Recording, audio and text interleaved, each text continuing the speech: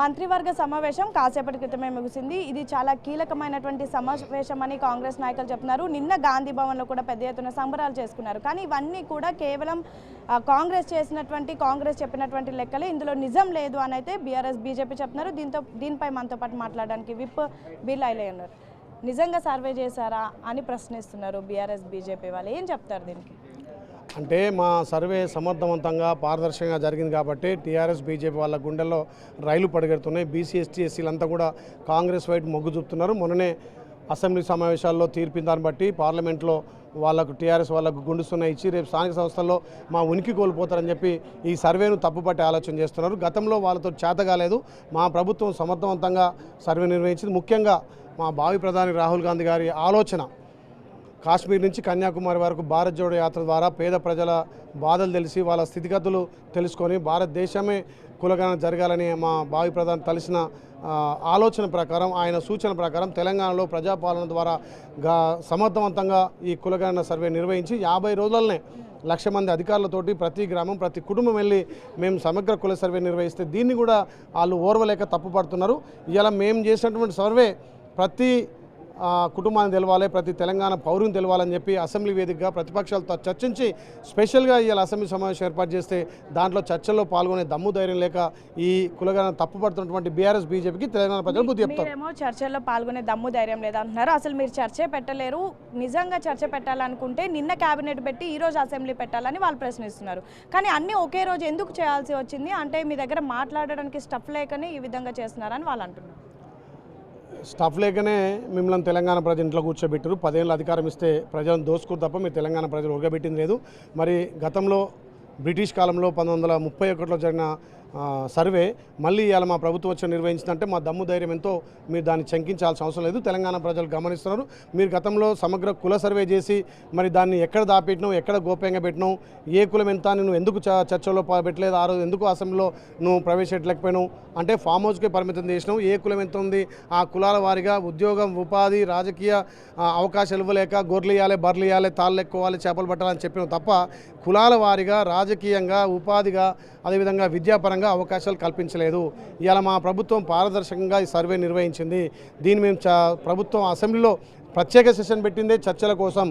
దీని ద్వారా మేము ఏదైతే కామారెడ్డి డిక్లరేషన్లో బీసీలకు 42% ఇంప్లిమెంట్ చేస్తామో దాన్ని ఇంప్లిమెంట్ చేయడానికి ఇలా చర్చలు చేసి రేపు కేంద్రానికి నివేదిక ఇవ్వబోతున్నాం. కేంద్రం అనుమతి రాగానే తప్పకుండా రేపు స్థానిక సంస్థల్లో బీసీలకు పెద్దపీట వేసి 42% రిజర్వేషన్ ఇంప్లిమెంట్ చేస్తాం. దేశానికే రోల్ మోడల్ ఈ సర్వే అని మీరు చెప్తున్నారు. కానీ ఆల్రెడీ మా ప్రభుత్వ హయాంలో మేము చేసినటువంటి సర్వే లెక్కలే ప్రస్తుతం కాంగ్రెస్ ప్రభుత్వం చూపిస్తుంది. సపరేట్గా ఇంటింటికి వెళ్ళి చేయలేదు అని కాసేపటి క్రితం బీఆర్ఎస్ ఎమ్మెల్యేలు అన్నారు. వాళ్ళకి ఏమున్నా ప్రతిదాన్ని వక్రీకరించే అలవాటు బీఆర్ఎస్ పార్టీకి ఉంది. మేము గెలిచి మొదటి రోజు నుంచి కూడా మా ప్రభుత్వం ఏ రకంగా బదనాం చేయాలి, మేము తెచ్చే స్కీమ్ల మీద ఏ రకంగా బురద జల్లాలని ఆలోచనతో తప్ప తెలంగాణలో ప్రజాపాలన ద్వారా తల్లి సోనియా ఇచ్చడం అభ్యస్తం 6 గ్యారెంటీలు ఒక్కొక్కటిగా ఇంప్లిమెంట్ చేసుకుంటూ మొన్న 26 జనవరి నుంచి కూడా 4 పథకాలను ప్రజల్లోకి తీసుకెళ్ళాం. ఆ ప్రజల నుంచి ముఖ్యంగా తెలంగాణలో మహిళల నుంచి, నిరుద్యోగుల నుంచి, ముఖ్యంగా రైతుల నుంచి వచ్చే ఆదరణ చూసి ఓర్వలేక ఈ రకంగా అంటున్నారు. మరి మీరు గతంలో సమగ్ర సర్వే చేస్తే దాన్ని ప్రజలకు ఎందుకు తీసుకుపోలేదు, ఎందుకు గోప్యంగా పెట్టారు? ఇవాళ మేము చేసినటువంటి సర్వే ఇవాళ ప్రజలకు తెలిసే విధంగా ఇవాళ అసెంబ్లీలో చర్చలు చేసే విధంగా మేము ముందుకు తీసుకుపోతున్నాం. కాబట్టి మాకు ఎస్టీ ఎస్సీ బీసీల పట్ల మాకు ప్రేమ, వాళ్ళకు ఉపాధి, విద్య అవకాశాలు కల్పించాలని మా సర్వే ముందుకు పోతుంది. కాబట్టి ఈ సర్వేను తప్పు పట్టాలి. ఎందుకంటే కాంగ్రెస్ పార్టీ సర్వే సమర్థంగా నిర్వహించింది. ఇవాళ ప్రతి ఇంటికెళ్ళి మేము నిర్వహించిన సర్వేను మేము గోప్యంగా ఉంచలేం. తెలంగాణ ప్రజలకు ప్రతి పౌరునికి తెలవాలని మేము దాన్ని అసెంబ్లీ చర్చల ద్వారా తెలుస్తున్నాం. కాబట్టి తప్పకుండా మంత్రిమండలి సమావేశం అయిపోగానే అసెంబ్లీలో చర్చకు తీసుకొస్తాం. రీసెంట్గా జరిగినటువంటి ఎమ్మెల్యేల రహస్య భేటీలో మీరు కూడా ఉన్నారని ప్రధానంగా బీఆర్ఎస్ వాళ్ళు, మీడియా, సోషల్ మీడియా అంతా కూడా చెప్తుంది. నిజంగా మీరు ఉన్నారా? ఉంటే ఎందుకు ఆ మీటింగ్ పెట్టాల్సి వచ్చింది? ఆ సమావేశం ఉందో నాకు తెలియదు. నన్ను బదనం చేయాలని చెప్పి పింక్ మీడియా చేస్తున్నటువంటి డ్రామాలు తప్ప పోతే పోయినని చెప్తాము. వేరే పార్టీతో కాదు కదా మేము పోయి మా కూర్చుని మా వాళ్ళు మా ఎమ్మెల్యేలు మాట్లాడుకొని నియోజకవర్గాల్లో అభివృద్ధి గురించి, నియోజకవర్గాల్లో ఉన్నటువంటి సమస్యల గురించి మాట్లాడుకు తప్ప ఏదో బీజేపీతో బీఆర్ఎస్ తోటి మా వాళ్ళు ఏమైనా సమావేశం కాలే కదా. అందులో వాళ్ళ డొలతనం ఏర్పడ్డది. నేను ఆ రోజు నా నియోజకవర్గంలో నా కార్యకర్తతో సమావేశమే, నేను కార్యకర్తతో ఒక ఫంక్షన్లో పాల్గొంటే నేను కూడా 10 మందిలో పాల్గొన్నానని చెప్పి ఒక దుష్ప్రచారం చేస్తూ దీంట్లో మీ నిజాయితీ ఏందో తెలంగాణ ప్రజలకు తెలిసింది.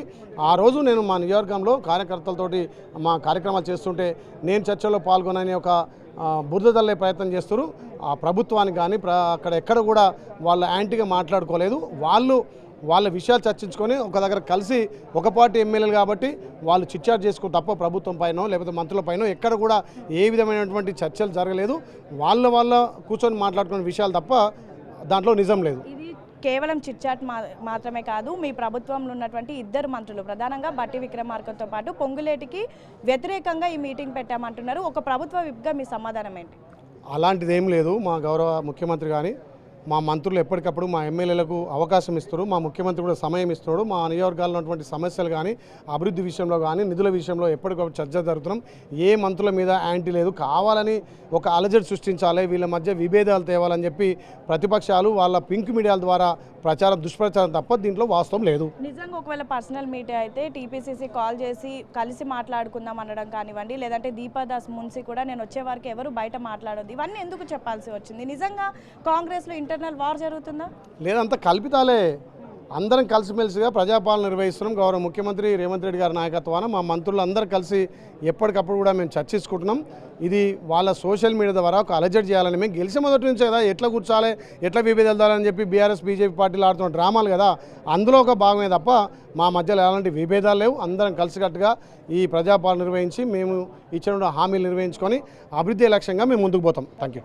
సో ఇది పరిస్థితి. మొన్న కలిసినటువంటి ఎమ్మెల్యేలు కేవలం వ్యక్తిగతం మాత్రమే, వాళ్ళు ఎవరికి వ్యతిరేకంగా అయితే కలవలేదు. అండ్ మోర్ ఓవర్ కలిసింది మా ఎమ్మెల్యేలు మాత్రమే. వేరే పార్టీ వాళ్ళతో కలిస్తే చర్చ జరపాలి, కానీ మా ఎమ్మెల్యేలు కలవడానికి కూడా స్వేచ్ఛ లేదా అంటున్నారు. ఇదంతా కూడా కేవలం బీఆర్ఎస్ ప్రభుత్వం పింక్ మీడియా క్రియేట్ చేసినటువంటి ఒక ఫేక్ వార్త మాత్రమే, ఇందులో ఎటువంటి నిజం లేదని అయితే బీర్లా ఐలయ్య చెప్తున్నటువంటి పరిస్థితి. వీడియో జర్నలిస్ట్ శంకర్తో హేమ, బిగ్ టీవీ, అసెంబ్లీ.